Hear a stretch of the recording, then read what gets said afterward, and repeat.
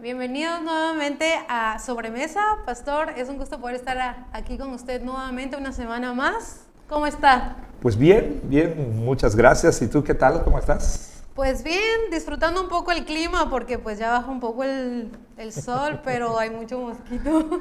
Sí, bueno, es que como decía por ahí el profeta Mick Jagger, no puedes tener todo lo que quieres, ¿no?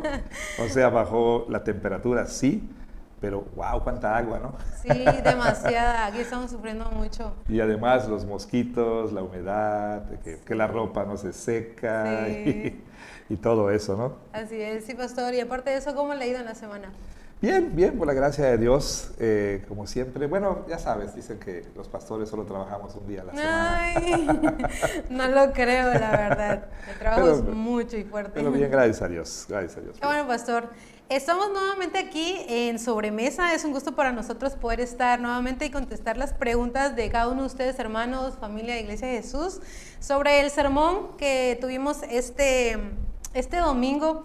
Y vamos a comenzar con las preguntas. Si ustedes quieren mandar sus preguntas, pues recuerden que nos las pueden hacer llegar para que nosotros podamos en este espacio contestarlas. Y vamos a empezar, Pastor. Pues ¿Sí? así es, así que adelante, por Bueno, favor. esta semana estuvimos hablando mucho acerca de la sabiduría de Dios, el misterio revelado del Evangelio y cómo nosotros somos llamados a compartir ese Evangelio también, y es algo que constantemente se nos ha venido recordando en los sermones anteriores. Y una de las preguntas que surgió es que, bueno, si sabemos que el Señor hace todo, pero Él nos dejó una misión y esta misión es la que nosotros podamos compartir el Evangelio.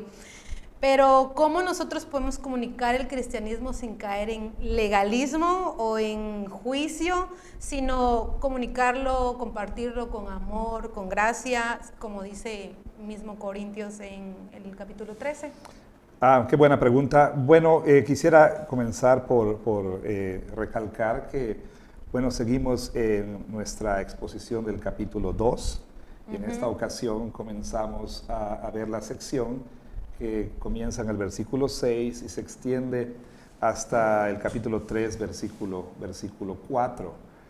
Y pues yo enfaticé mucho en el sermón el rol esencial del Espíritu Santo en la conversión de las personas y por supuesto no solamente en la conversión, sino en lo que los teólogos llaman la regeneración o el nuevo nacimiento. Y yo insistía que, bueno, una persona recibe la sabiduría de Dios, este misterio que ha sido revelado, el Evangelio, este plan de Dios que estuvo oculto mucho tiempo, vaya, durante siglos, hasta que ha sido revelado plenamente en el Nuevo Testamento. No es que antes no hubiera cierta revelación de ese plan, pero plenamente fue revelado en el Nuevo Testamento. Y el plan de Dios para salvarnos a través de la muerte de su Hijo en la cruz.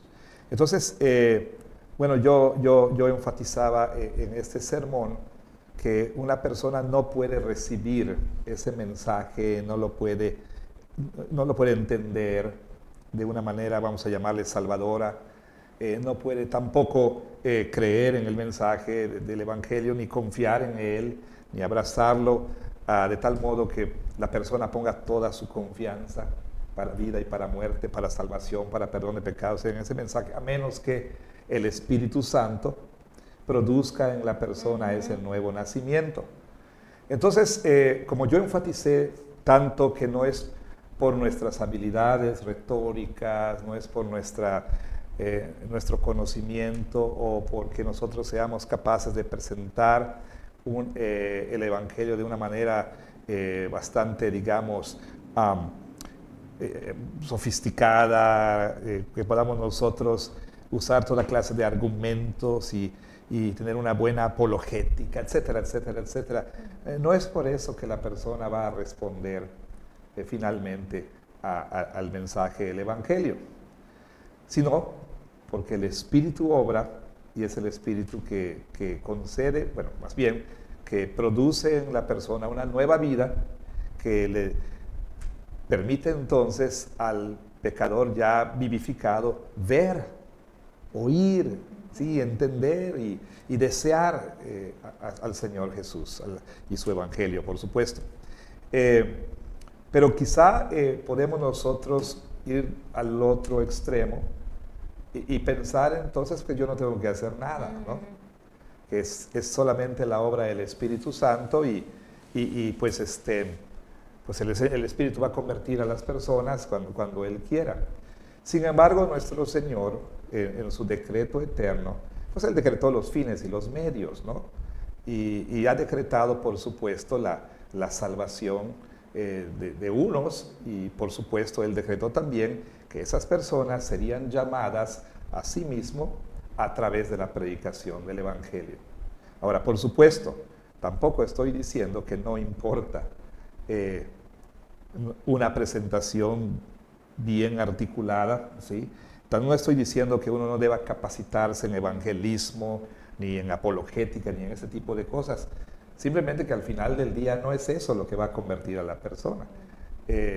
Yo te pregunto, por ejemplo, si tú compartiste el Evangelio y la persona no creyó en Cristo, ¿evangelizaste? Pues sí. Sí, ¿por qué? Pues porque compartí el Evangelio, o sea, Claro, la palabra. ¿verdad? Exactamente. En tanto que hayas presentado fielmente el Evangelio, aún de la manera más sencilla, ¿sí? Bueno, si bien la persona creyó o no creyó, tú ya has presentado el Evangelio, has evangelizado a la persona. El resultado no depende de ti, Claro. depende del Señor, ¿verdad? Sí. Pero por supuesto, no quiero yo dar a entender que no debemos prepararnos para presentar el Evangelio en una manera coherente, entendible, etc. No estoy diciendo eso. Pero últimamente Dios no nos llama a resultados, nos llama a ser fieles. Nos llama a ser fieles en sembrar y regar la semilla del Evangelio. Ahora, hablaba, nuestro hermano o hermana que hizo esta pregunta, hablaba de cómo podemos nosotros llevar a cabo nuestra misión sin caer en legalismos, decía.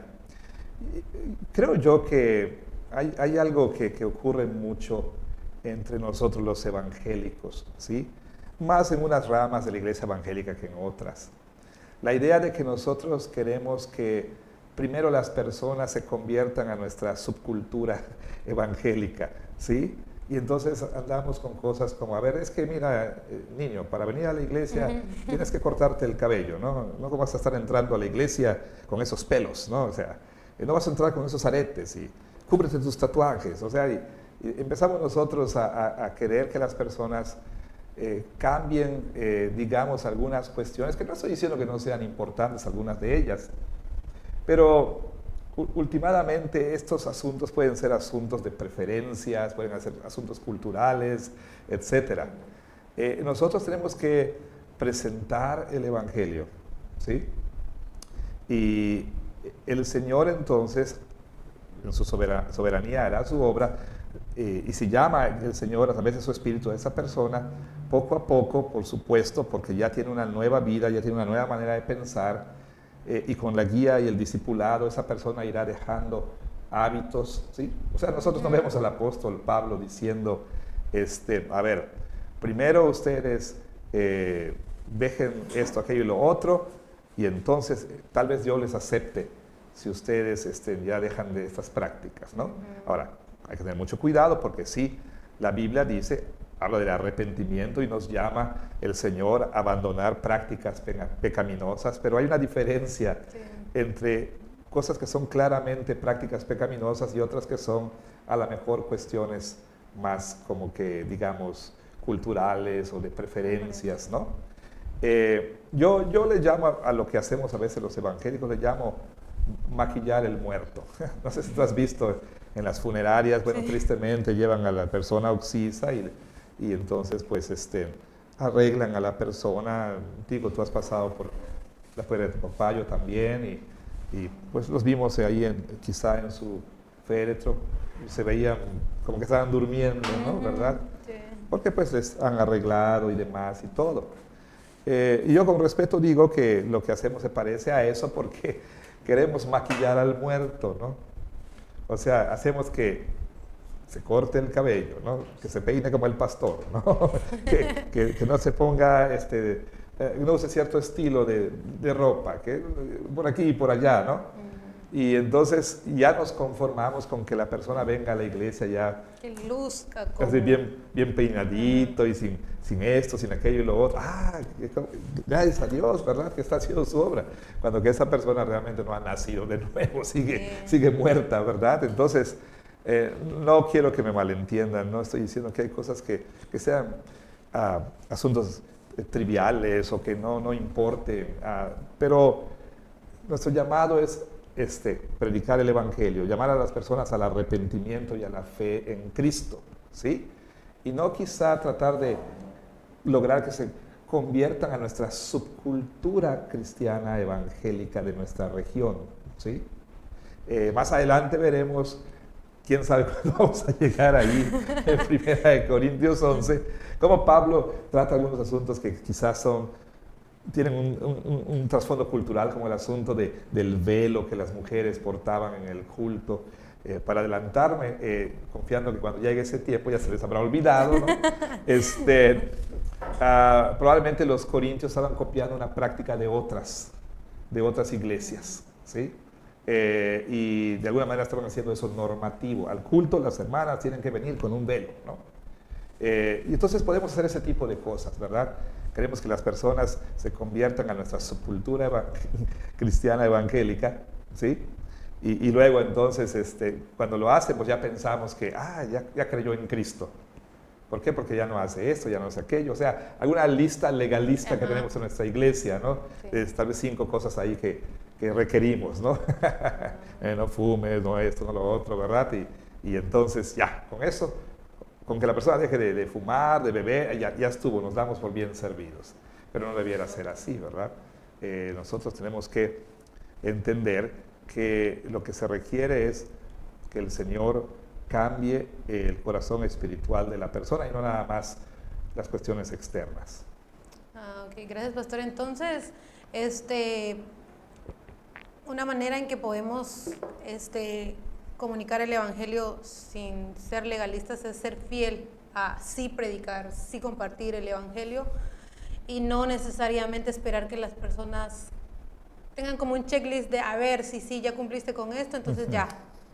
Sí, bueno, y como el apóstol Pablo, por ejemplo, en el caso de los Gálatas, estos creyentes en Galacia habían sido mal influenciados por los judaizantes, diciéndoles que el evangelio requería también la circuncisión, ¿sí? Y ahí estamos hablando de un legalismo muy mortífero, porque es un ataque frontal al corazón del evangelio, porque estos judaizantes requerían que además de creer en la obra de Cristo, la persona añadiera su propia justicia. ¿Cómo?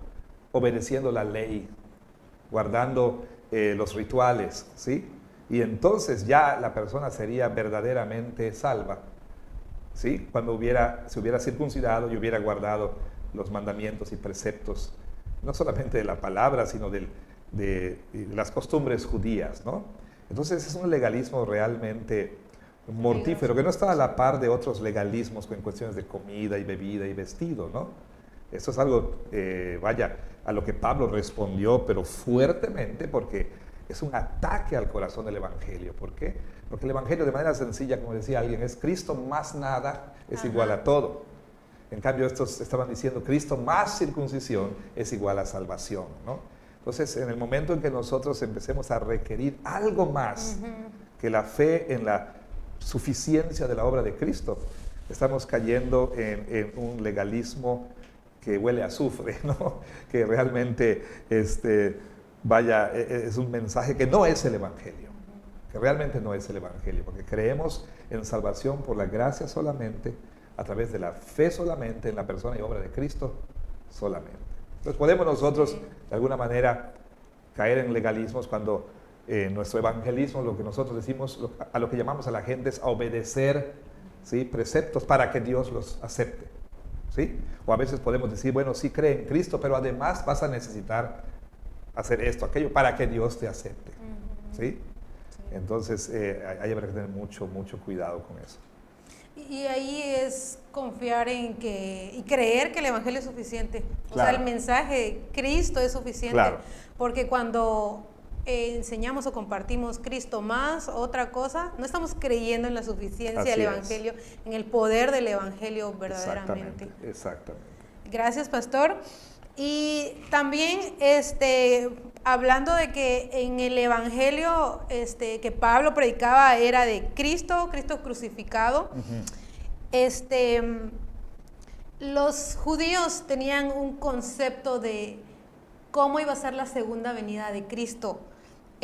Bueno, Tenían más bien expectativas. ellos tenían la expectativa, Perdón, no expectativa de la es- segunda ajá. venida, sino de la venida del Mesías, ¿no? Ajá. Nosotros tenemos esa expectativa de la segunda venida porque exacto. creemos que el Mesías ya vino. En cambio, ellos todavía siguen esperando que venga. Entonces, en un sentido, para los judíos no hay segunda venida, sino una sola venida. Están en espera Sí, del porque Mesías. de hecho esa fue parte de la confusión. Ajá. Esperaban que cuando Mesías viniera iba a traer a su final este presente siglo malo e iba a introducir el siglo venidero. Iba a traer juicio a todos los malvados y a los enemigos de Dios y de Israel. Iba a traer restauración y bendición y gloria para Israel, ¿no?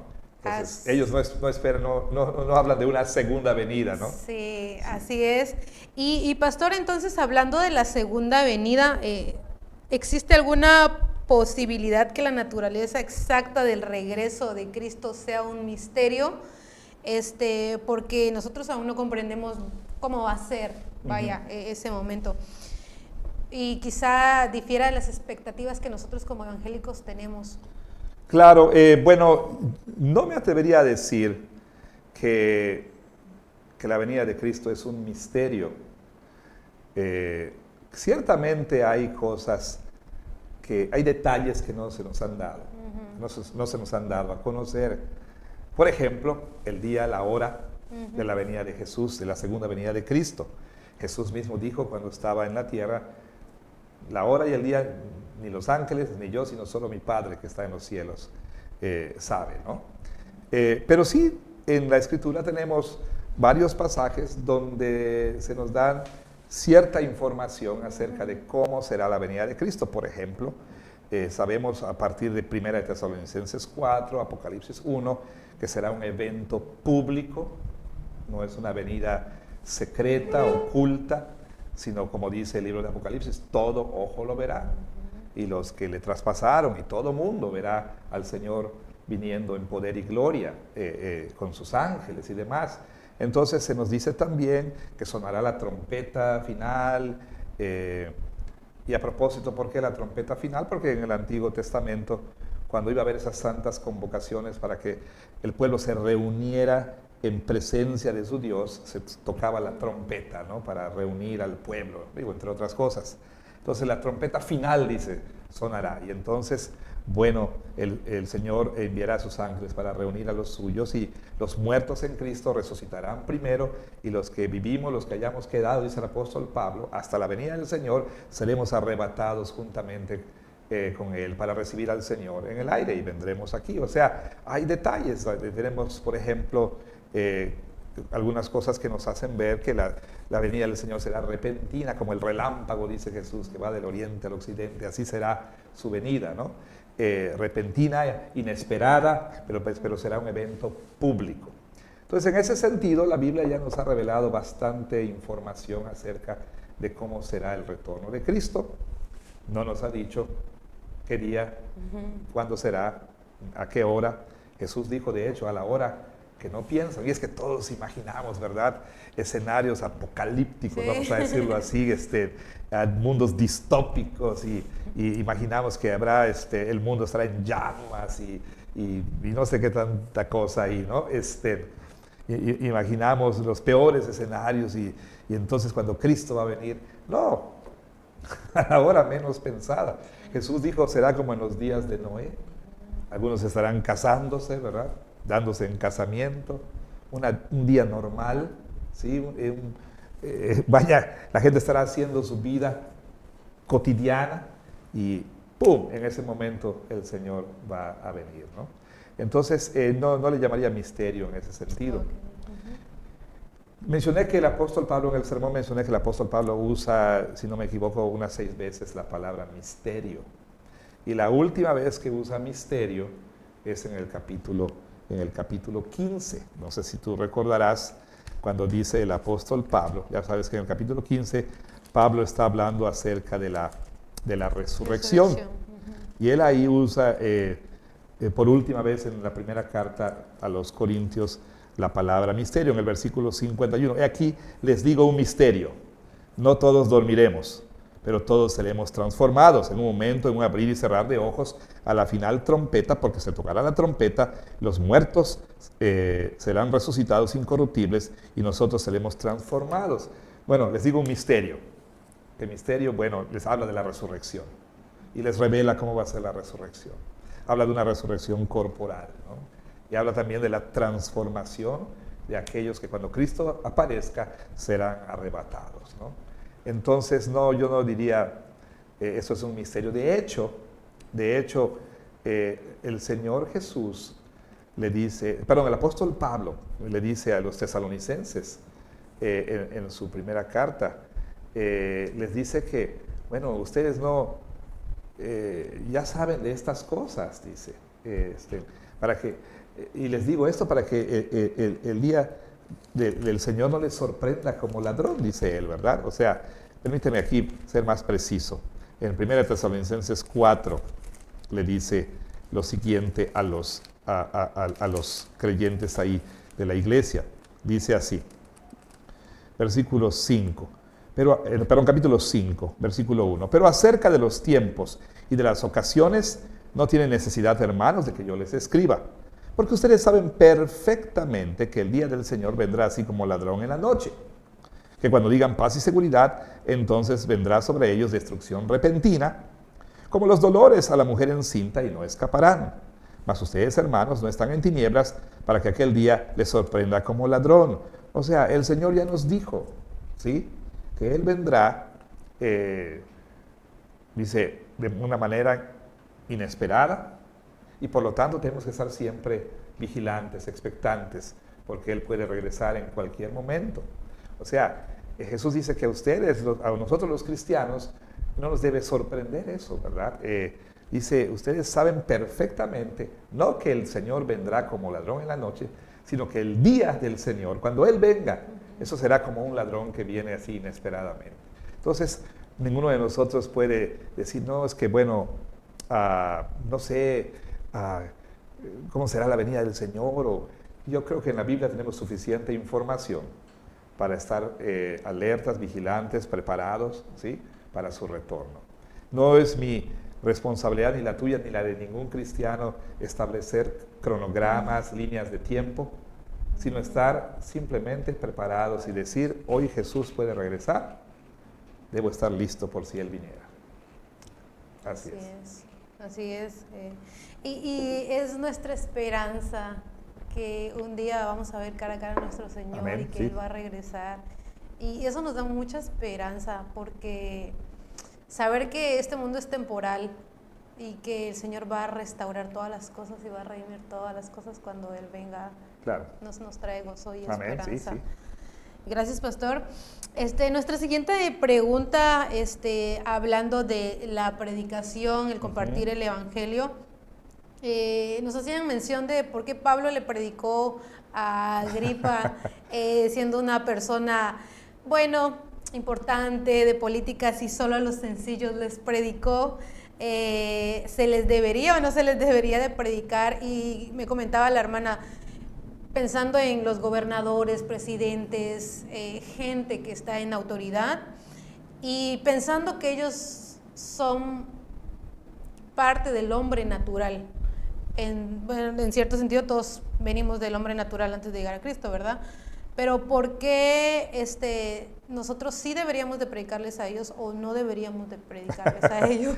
Claro, esa es otra buena pregunta. Qué bueno que la hicieron para aclarar cosas que quizás se escucharon en una manera en que yo no intenté. A veces lo que sucede es que uno piensa que dijo algo, pero yo dije por decir algo, rojo y la persona oyó azul, ¿no? O sea, entendió otra cosa. ¿Sí me explico? Yo me voy a mi casa después de predicar pensando que la gente entendió lo que quise decir, cuando que en realidad la persona entendió otra cosa. Entonces, también como en una de las preguntas anteriores, se puede malentender lo que Pablo dice cuando en 1 Corintios dice que a lo necio, a lo débil, a lo despreciado, a lo que no es, escogió Dios para avergonzar a lo fuerte, ya sabes, ¿no? Lo que dice ahí el apóstol Pablo. Nos pareciera entonces que, por lo que Pablo dice y porque yo insistí mucho que cuando Dios decide formar su iglesia, no fue, digamos, en primer lugar a las listas de los más guapos, los más influyentes, los más poderosos, a Hollywood, a Wall Street, etcétera, etcétera, ¿no? Sino que Dios escogió entonces personas que el mundo diría, pues es un iletrado, es un don nadie. A veces gente que el mundo ningunea, como se dice coloquialmente, que ve sobre el hombro. Los académicos que ven a otros diciendo así sobre el hombro diciendo pobrecitos, ¿no? O sea, ay, qué pena me das, o los ricos de este mundo, vaya. El asunto es que Dios muestra que las personas ni con toda su riqueza, ni con toda su poder, ni con toda su inteligencia, etcétera, pueden ellos hacer que estén ellos mismos bien con Dios, ¿sí? No son capaces ellos de descifrar, por así decirlo, ¿no? Por sus propios medios, el plan de Dios para salvación. Entonces Dios de esa manera avergüenza al mundo en su arrogancia, ¿no? Pero de ninguna manera esto quiere decir que el Evangelio es exclusivamente para los pobres, ¿no? Entonces podríamos caer en una especie de teología de la liberación, ¿no? Podríamos pensar que Dios odia a los ricos, y que Dios odia a los intelectuales, y que Dios odia a los académicos, a los científicos, a los poderosos. No. El asunto no es ese. El Evangelio es para todos. Claro, la Biblia nos habla de un cierto orden, ¿verdad?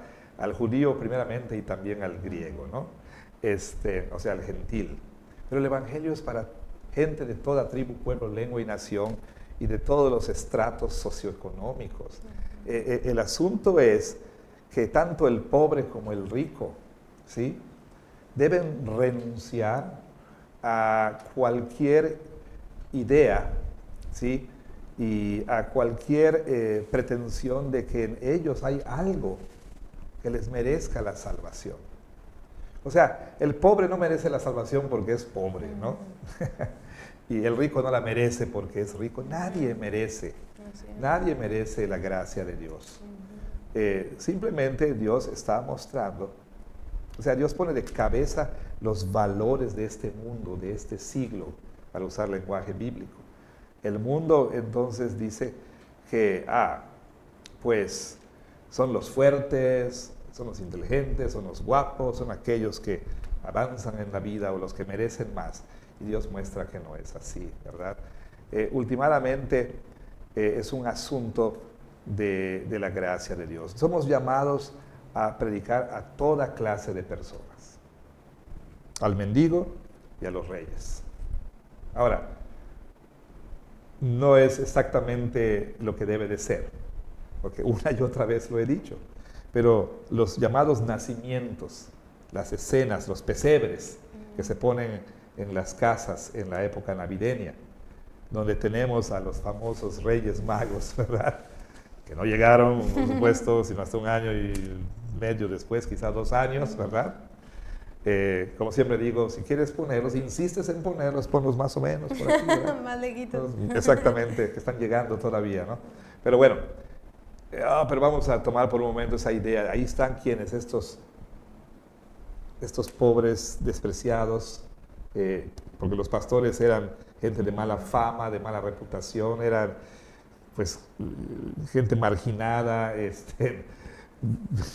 gente que no era bien recibida. A esos el Señor le envió al ángel a que les diera las noticias del nacimiento del Salvador. No fue el ángel al palacio de Herodes. Pero eso no quiere decir que la gente rica está excluida. Pensemos en estos sabios que a lo mejor tenían ciertos medios económicos porque pudieron hacer ese viaje y sus regalos costosos. También el Evangelio es para ellos. Y tenemos incontables ejemplos en la Biblia de que gente rica, pudiente, poderosos, pues, también son alcanzados por el Evangelio. Pero el punto es que el Señor no los llama por lo que son, ¿verdad? Por lo que tienen, por su apariencia. Sí, el punto no es ese, el punto es que Dios, para avergonzar a todos esos que creen que todas esas características les merecen algo, Dios entonces escogió a lo necio, a lo despreciado, etc., ¿no? Así es. Gracias, pastor. Entonces, en resumidas cuentas, sí hay que predicar Sí, a la gente, definitivamente. a la gente rica, a los políticos, a los empresarios, etcétera, ¿no? Sí, definitivamente el Evangelio es para todos. Sí. Y pastor, nuestra siguiente pregunta dice, ¿cómo se define una persona madura según la Biblia? ¿Cómo se define una persona madura según la Biblia? Muy, muy buena pregunta. Creo que tal vez hay varias maneras de responder a la pregunta. Y bueno, quizá puedo responder a partir de este ángulo. En Hebreos capítulo 5, ahí tenemos esta referencia, ¿sí? En los versículos 13, bueno, voy a leer desde el versículo 11 hasta el versículo 14.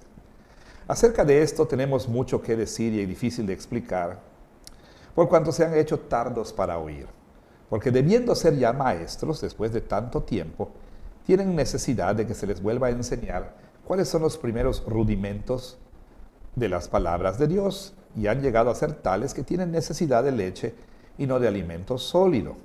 Y todo aquel que participa de la leche es inexperto en la palabra de justicia, porque es niño. Pero el alimento sólido es para los que han alcanzado madurez, para los que por el uso tienen los sentidos ejercitados en el discernimiento del bien y del mal. Ciertamente, cuando nosotros en nuestro sermón del domingo pasado, empezamos a estudiar el pasaje, notamos que Pablo dice, bueno, no es que nosotros no hablemos sabiduría, pero dice, hablamos sabiduría entre los que han alcanzado madurez. Y más adelante en el capítulo 3, al final de la sección, pues Pablo dice, bueno, yo les quise hablar como adultos, pero no pude, les tuve que dar leche y no vianda, porque son niños, son unos niños en Cristo, y todavía no pueden manejar la vianda, tuve que darles leche. Entonces, hay varias interpretaciones de lo que Pablo dice cuando él afirma, nosotros hablamos sabiduría entre los que han alcanzado madurez. Algunos piensan, bueno, Pablo estaba hablando de que hay ciertos aspectos del Evangelio que son únicamente para personas que tienen madurez, ¿sí?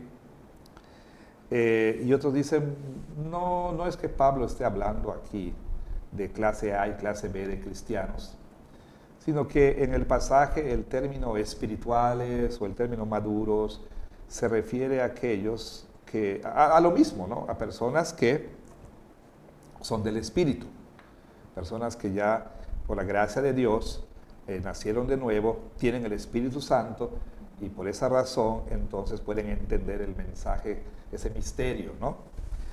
Pero aquí en Hebreos, el autor de Hebreos, que no es Pablo, no sabemos realmente quién es, eso es para otra sobremesa algún día, ¿verdad? Aquí entonces el autor pues parece hacer una distinción entre algunos que han ido creciendo en su entendimiento de la palabra de Dios, de la doctrina o la enseñanza de la Biblia, han ido creciendo espiritualmente, y otros que no. De hecho, él le dice a la iglesia aquí, bueno, quiero seguir diciéndoles muchas cosas, pero ya me di cuenta de que es en vano, porque no lo van a entender, dice él. Él empezó a hablar aquí acerca de Jesús, el gran sumo sacerdote, quien es según el orden de Melquisedec, y de pronto como que hace una pausa y dice, bueno, acerca de esto tengo mucho que decir. Es difícil de explicar, pero es difícil de explicar porque ustedes se han hecho tardos para oír. O sea, se han hecho perezosos para oír. Ustedes ya debieran ser maestros, ya ni tendría yo que enseñarles de estas cosas. Ya llevan tiempo, ¿sí? Llevan tiempo en la iglesia. Y ustedes ya no hay necesidad tendrían de que yo les explique estas cosas, ¿no? Pero veo que hay necesidad de que les enseñe los rudimentos, ¿sí? O sea, las cosas sencillitas, básicas. ¿Y de qué rudimentos habla? Por ejemplo, en el capítulo 6, versículo 1, habla de la doctrina de Cristo, del arrepentimiento, de la fe en Dios, de bautismos, de imposición de manos, de la resurrección de muertos, del juicio eterno. Él dice que todas estas cosas son los rudimentos de la fe, ¿no? Y entonces dice, bueno, yo ya les quise hablar de esto, pero veo que va a ser inútil, porque ustedes han llegado a ser como personas que necesitan leche y no alimento sólido. Y luego entonces viene de alguna manera a describir quién es una persona madura. Y dice, todo aquel que participa de la leche es inexperto en la palabra de justicia, porque es niño. Pero el alimento sólido es para los que han alcanzado madurez, dice. Y luego dice, para aquellos, entonces en un sentido está describiendo quién es una persona que ha alcanzado madurez. Para los que por el uso tienen los sentidos ejercitados en el discernimiento del bien y del mal. O sea, una persona madura en este sentido, en la vida cristiana, es esta persona que puede discernir entre lo que es bueno, lo que es malo, a partir de su conocimiento y entendimiento de la palabra de Dios. Un niño necesita la guía de los padres para discernir. Un joven, un adolescente, necesita que papá y mamá le digan, a ver hijo, no, fíjate, cuando estés solo, no estés con una persona solas, que no conozcas, aunque la conozcas, ten cuidado. O sea, les tenemos que enseñar, ¿sí? Tenemos que entrenarles para el discernimiento. Una persona madura, dice, es aquella que por el uso, ¿verdad?, ya ha alcanzado pues ese punto en que puede discernir. Digo, y no es que llegamos a un punto ya no necesitamos más crecimiento, pero una persona madura es la que entonces, como un adulto, ¿verdad?, y no como un niño, puede discernir, bueno, esto no está bien de acuerdo a la palabra de Dios, esto sí está bien, esto no está bien, ¿no? Entonces, en ese sentido, podemos hablar de una persona madura en la fe, ¿sí? Una persona que por sí misma se alimenta de la palabra, y no solamente se alimenta de la palabra del mismo, sino también puede alimentar a otros, ¿sí? Puede guiar a otros, puede aconsejar a otros. Y cierto es que estamos siempre en un proceso de maduración, de crecimiento. Pero me parece muy interesante lo que dice aquí el autor de Hebreos. La persona madura es aquella que por el uso, dice, ya ha sido ejercitada para el discernimiento entre el bien y el mal. Entonces yo diría que esa es una buena descripción de qué es una persona madura. Ok, muchas gracias, pastor. Sí, porque pues Pablo nos ha mencionado esto y definitivamente entonces todo creyente debería de crecer en el discernimiento, ir creciendo constantemente, no quedarse estancado en la debemos fe. crecer, por supuesto, en nuestro entendimiento de las Escrituras, ¿sí? Imagínate una persona que tiene 20, 30 años en la iglesia y le preguntas, a ver, no voy a referirme a ninguna doctrina, digamos, controversial y profunda como las dos naturalezas de Cristo, pero ¿qué es el arrepentimiento para vida, no? ¿Qué es la fe salvadora? A veces le preguntas a las personas en la iglesia, ¿qué es el Evangelio? Y no se saben responder qué es el Evangelio. Y tristemente a veces se ha preguntado aún a pastores, en convenciones de pastores, ¿qué es el Evangelio? Y casi siempre te responden con evangelismo, ¿no? No te pueden dar una respuesta que se considere, se considere como una respuesta, digamos, bíblica, ¿sí? Entonces, tristemente hay personas en la iglesia que tienen años en la iglesia y no son capaces de explicar cosas sencillas, ¿sí? Ahora, tampoco hay que, digamos, restringir madurez a conocimiento intelectual, ¿no? Tampoco quiero dar a entender que la persona madura es la que sabe mucho de la Biblia, porque hay personas que saben mucho, pero no son sabias, ¿sí? Y no aplican ese conocimiento a la vida diaria, ¿ok? Entonces no es nada más una cuestión de conocimiento intelectual de la palabra, sino más bien es un asunto de que uno pueda aplicar la palabra a todas las áreas de la vida. Así es, muchas gracias, pastor. Y hablando del Evangelio y la sabiduría de Dios, la siguiente pregunta tiene que ver con el versículo 7 del capítulo 2. Ok, sí. Lo voy a leer, sí, por favor, para hacer la pregunta respectiva. Dice la palabra: mas hablamos sabiduría de Dios en misterio, la sabiduría oculta, la cual Dios predestinó antes de los siglos para nuestra gloria. Y la pregunta es, ¿qué significa esta frase para nuestra gloria? ¿A qué se estaba refiriendo Pablo? Realmente, qué bueno que hicieron esa pregunta, sinceramente, qué bueno que la hicieron. Probablemente debía haber enfatizado mucho más esto en el sermón. Pero aquí hay algo tan, pero tan precioso, tan hermoso, y que nos debe dar gozo, esperanza, ánimo, consuelo a los creyentes. Si te fijas, ahí hay un contraste. De hecho, Pablo está contrastando la sabiduría del mundo con la sabiduría de Dios. Pero nota también que hay un contraste entre aquellos que él describe como los príncipes de este siglo, ¿sí? Y nosotros, dice, o ustedes, ¿no? O nosotros, ¿ok? Versículo 6 dice: hablamos sabiduría que no es una sabiduría de este siglo, ni tampoco desde los príncipes de este siglo que perecen, ¿sí? Y luego dice que estos príncipes, en el versículo 8, no pudieron conocer esa sabiduría, ¿ok? Y entonces dice, porque si lo hubieran conocido, nunca habrían crucificado al Señor de gloria. Entonces, notemos, no estamos hablando de una sabiduría que proviene del mundo o de la gente importante y la gente más inteligente del mundo o los que están en autoridad, etc. No hablamos de esa sabiduría.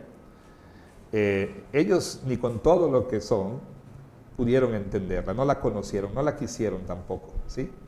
No la quisieron, y entonces nota que dice, estos perecen. Como Pablo había dicho anteriormente en el versículo 18 del capítulo 1, que el Evangelio es locura para los que se pierden.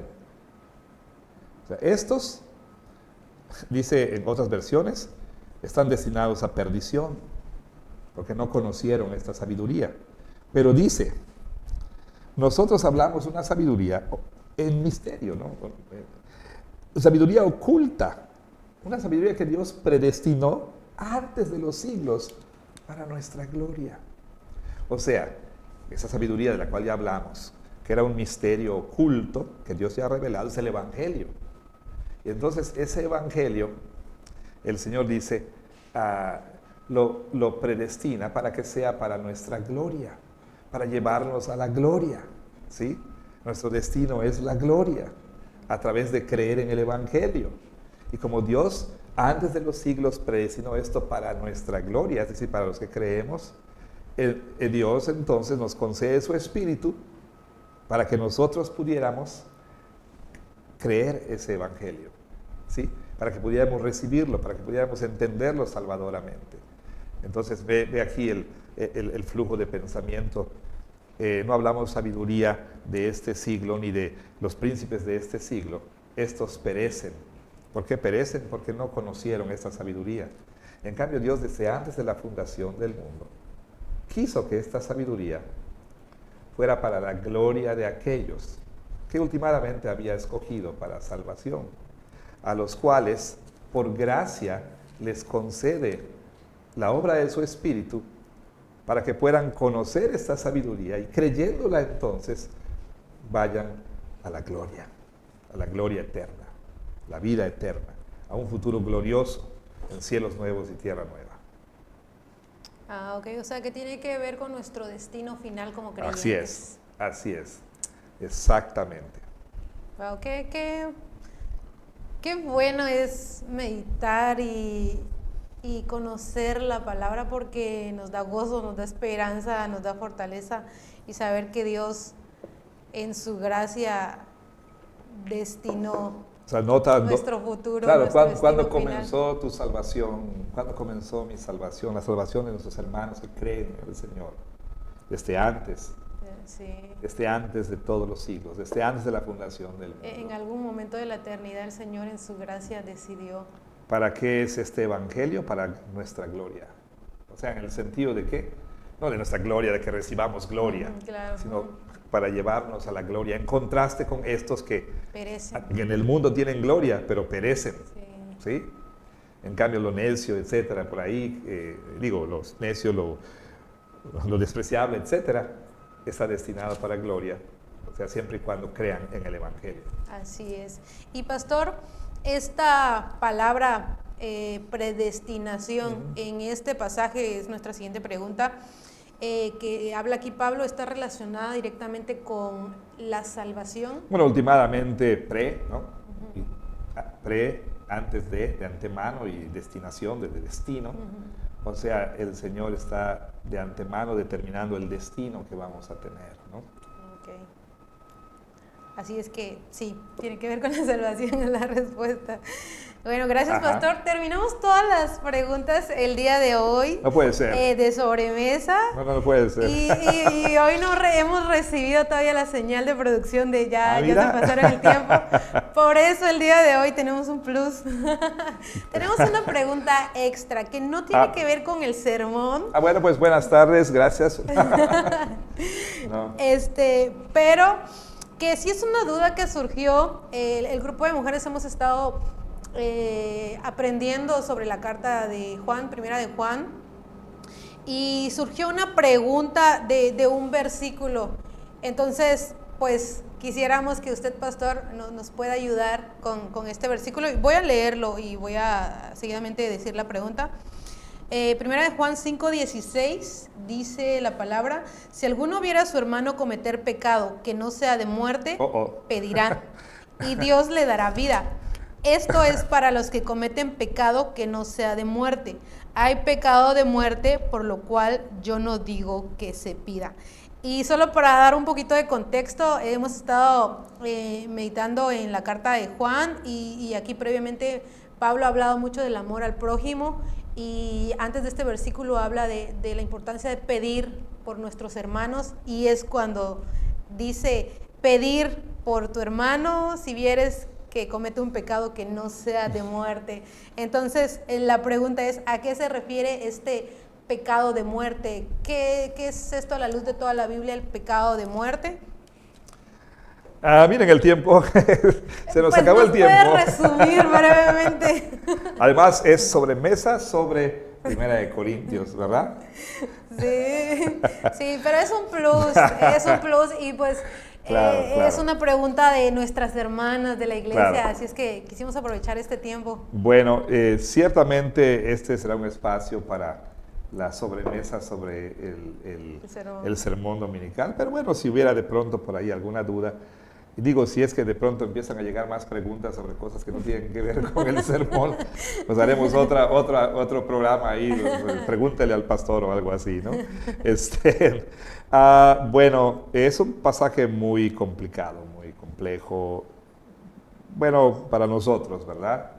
No es el problema con el texto, es el problema con nosotros, que no tenemos, digamos, el suficiente entendimiento. Obviamente la doctrina de la perspicuidad de las Escrituras, o sea, de la claridad, cuán clara es la Biblia, nos dice que en la palabra de Dios escrita en las Escrituras hay cosas que son más claras que otras, ¿no? Pero lo bueno es que aquello que es más oscuro en otros pasajes se declara, ¿no? En una manera, digamos, más explícita o más fácil de entender, aunque tendríamos que aceptar que algunas cosas quizá nunca las vamos a entender del todo, Y no porque haya algún problema con la Escritura, sino el problema está en nosotros. Falta de conocimiento, falta de estudio, falta de muchas cosas. Gracias a Dios que las cosas que son más oscuras no afectan nuestra salvación, ¿verdad? Todo lo que necesitamos saber para nuestra salvación se declara abiertamente, está ahí con claridad en las Escrituras. Pero bueno, el asunto del pecado de muerte, el pecado mortal, pues hay varias posturas. Una es la de la Iglesia Católica Romana, que hace una distinción entre pecados mortales y veniales. Distingue entre pecados más graves que otros, unos que son de muerte y que van a requerir, por supuesto, la penitencia del purgatorio y demás, ¿no? No vamos a meternos en eso porque sabemos que no es verdad, la Biblia no enseña tal cosa. Pero entre los evangélicos y entre los reformados hay diferentes posturas con respecto a este pasaje tan controversial, donde Juan habla de pues, un pecado de muerte por el cual dice, yo no pido que se ore, ¿no? Bueno, ¿qué se quiere decir con pecado de muerte? Por lo menos dos posturas más. Una es la de aquellos que piensan que es exactamente lo mismo que la blasfemia contra el Espíritu Santo, ¿sí? Y entonces, ¿qué es la blasfemia contra el Espíritu Santo? Pues es cometer este pecado de muerte. ¿Y qué es el pecado de muerte? Pues la blasfemia... No, bueno.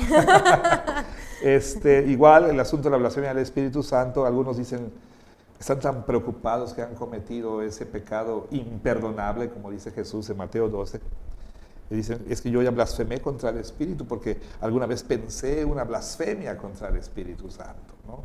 O dije una blasfemia.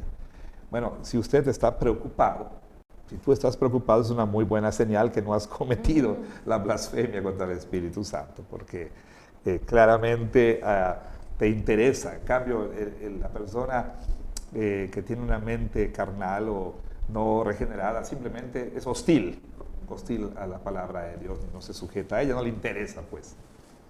Pero por otro lado, se piensa que es esta blasfemia contra el Espíritu, esta atribución de la obra de Jesús así de una manera por demás voluntaria y con pleno entendimiento de que uno sabe qué está haciendo, que a pesar de que entiende y sabe quién es Jesús, en términos de Mateo 12 le llama Belcebú, le llama demonio, ¿no? Otros dicen que la blasfemia contra el Espíritu Santo es cometida explícitamente y específicamente por líderes religiosos que, así aún sabiendo que Jesús es la verdad, malguían a las personas y alejan a las personas de Jesús, ¿no? Y hay también diferentes posturas con respecto a esto. Otros piensan que este pecado mortal es el asunto de la apostasía, ¿sí? Cuando en el mismo contexto de Juan, cuando habla de aquel que tiene el espíritu del anticristo, aquel que niega que Jesús vino en carne. Bueno, personas que estuvieron en la iglesia, que tuvieron cierta medida de iluminación, etcétera, pero que decidieron alejarse a pesar de saber quién es Jesús, de entender, etcétera, ¿no? Y decidieron alejarse de ahí. No es que perdieran su salvación, nunca la tuvieron, pero se alejan y entonces ya cometen, caen en apostasía, ¿sí? Hebreos habla de eso. Dice que es imposible llevar al arrepentimiento a los que alguna vez, dice, ¿no? Recibieron cierta medida de iluminación y gustaron del don celestial y fueron iluminados. Es imposible llevarlos al arrepentimiento una vez que caen y demás. Aquí hay que tener mucho cuidado porque no estoy diciendo que toda persona que profesa la fe cristiana que se aleja necesariamente ya nunca va a regresar. Y en el contexto de Juan hace mención de los que salieron de nosotros, no eran de nosotros, claro. Yo no creo que podemos aquí aplicar fórmulas, ¿no? Yo una vez oí al pastor Piper explicar esto, diciendo que, bueno, hay algún momento en que el Espíritu Santo te va a indicar que dejes de orar por una persona, ¿sí? Por la salvación de esa persona. O sea que tú vas a sentir esa guía del Espíritu que te va a decir ya no más, ya no desperdicies tus energías en orar por esta persona, ¿sí? enfócate en otra. Casi como cuando Jesús dijo, bueno, sacudan sus pies, ¿no? Y vayan a otro lado. ¿Sí? Piper parecía, afirmar que esto es lo que se quiere decir aquí, ¿no? Otra postura que me parece interesante es cuando se habla de pecado mortal, es que llega el momento en que una persona está tan obstinada en su pecado, ¿sí? Una persona que profesa la fe cristiana, pero está obstinada en su pecado y no se quiere arrepentir, pues Dios le puede dar muerte física, ¿sí? Tenemos el caso de Ananías y Zafira. Tenemos otros casos que se mencionan ahí en las Escrituras. Claramente en 1 Corintios 11, Pablo dice que por tomar la cena del Señor indignamente, muchos de ustedes duermen, dice, o sea, muchos de ustedes mueren. O sea, que Dios realmente puede enjuiciar a las personas dándoles muerte. Jezabel dice, ¿no? En Apocalipsis, le he dado tiempo para arrepentirse, pero no ha querido. Ve aquí que yo la arrojo en cama con una enfermedad mortal, ¿no?